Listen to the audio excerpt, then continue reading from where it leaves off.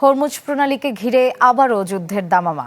কূটনীতির পথ আরও সংকুচিত করে ইরানের সব সমুদ্র বন্দরে আবারও নৌ অবরোধ জারি করেছে যুক্তরাষ্ট্র। একই সঙ্গে ইরান আলোচনায় না ফিরলে আগামী সপ্তাহেই দেশটির বিদ্যুৎ কেন্দ্র, সেতু ও গুরুত্বপূর্ণ অবকাঠামোয় হামলার হুমকি দিয়েছেন মার্কিন প্রেসিডেন্ট ডোনাল্ড ট্রাম্প। ফলে মধ্যপ্রাচ্যে নতুন করে বড় সংঘাতের আশঙ্কা তৈরি হয়েছে। হরমুজ প্রণালীতে ইরানের একচ্ছত্র নিয়ন্ত্রণ ভাঙতে মরিয়া যুক্তরাষ্ট্র।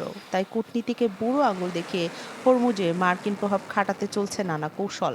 এরই অংশ হিসেবে গুরুত্বপূর্ণ সমুদ্র পথটিতে বাণিজ্যিক জাহাজে ইরানের হামলার সক্ষমতা দুর্বল করতে দেশটির বিভিন্ন লক্ষ্যবস্তুতে নতুন করে অভিযান শুরু করেছে যুক্তরাষ্ট্র।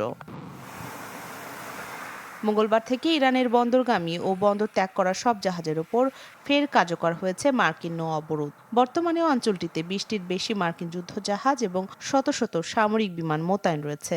যুক্তরাষ্ট্রের দাবি, গত এক সপ্তাহে ইরান 7টি বাণিজ্যিক জাহাজে হামলা চালিয়েছে।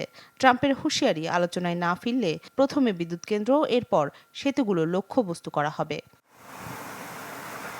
এদিকে হরমুজ দিয়ে চলাচলকারী জাহাজের ওপর 20% ট্রানজিট ফি আরোপের পরিকল্পনা করলেও সমালোচনার মুখে তা বাতিল করেন ট্রাম্প। পরিবর্তে উপসাগরীয় দেশগুলোর সঙ্গে বিনিয়োগ চুক্তির কথা জানান তিনি।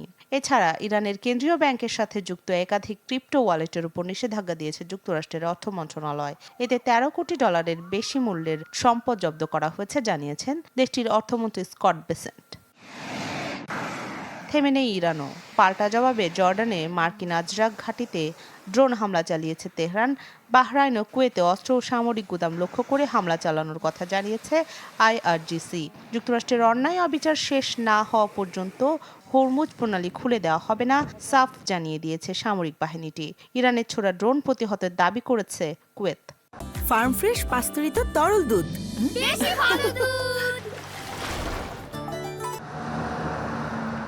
দুই দেশের সংঘাতের তীব্রতা বেড়ে যাওয়ায় উদ্বেগ প্রকাশ করেছে জাতিসংঘ। সংস্থাটির উপমুখপাত্র ফারহান হক জানান, ইরান যুক্তরাষ্ট্রের সংঘাত মধ্যপ্রাচ্য সহ বিশ্বের বেসামরিক মানুষের জন্য বড় ধাক্কা। সেই সাথে হরমুজে অবাধে জাহাজ চলাচল নিশ্চিতের আহ্বান জানান তিনি। গত কয়েকদিন ধরে চলা নতুন এই উত্তেজনার প্রভাব পড়তে শুরু করেছে বিশ্ববাজারেও। গত 7 দিনে অপরিশোধিত তেলের দাম 15% বেড়ে ব্যারেল প্রতি $85 পৌঁছেছে। বিশ্লেষকদের আশঙ্কা, সংঘাত আরও দীর্ঘায়িত হলে বৈশ্বিক জ্বালানি সরবরাহ, অর্থনীতি এবং মধ্যপ্রাচ্যের নিরাপত্তা পরিস্থিতি আরও ভয়াবহ সংকটে পড়তে পারে। রাখি জেসমিন, চ্যানেল 24।